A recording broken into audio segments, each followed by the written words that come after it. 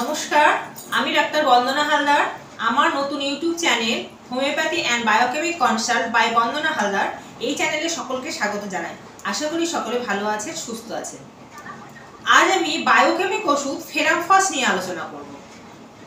Ferrum phos কোন কোন ক্ষেত্রে ব্যবহার করা যায়?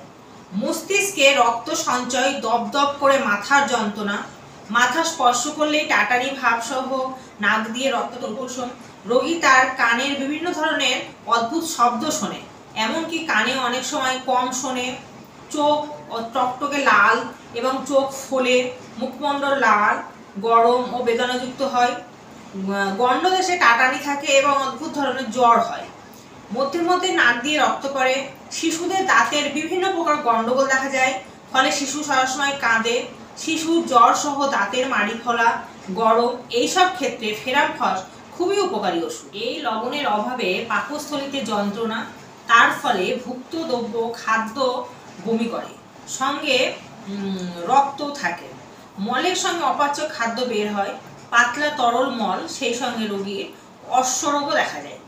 এই ক্ষেত্রে ফেরামফস খুব ভালো কাজ করবে। এই লবণের অভাবে শিশুদের বিছানায় প্রস্রাব করতে দেখা যায়, আর বৃদ্ধরা বারবার প্রস্রাব করতে চায়, প্রচুর পরিমাণে প্রস্রাব করে। আর মহিলাদের মাসিক খুব কম বয়সে শুরু হয় এবং লোয়ার অ্যাবডোমেনে যন্ত্রণা থাকে, স্রাব খুব বেশি ও ঘোর লাল বর্ণের হয়। এই ক্ষেত্রে ফেরামফস খুব ভালো উপকার দেবে। লবণের অভাবে প্রতিবাদ দেখা যায়, তবে এর অভাবে যখন রিউমেটিক পেন বা বাতের যন্ত্রণা দেখা যায় তখন তা কিন্তু গরম তাপে কমে, আর চলাফেরা করলে মেরুদণ্ডের বাড়ে ব্যথা এটি খুব উপকার দেয়। এইসব ক্ষেত্রে ফেরামফস খুব ভালো কাজ করবে।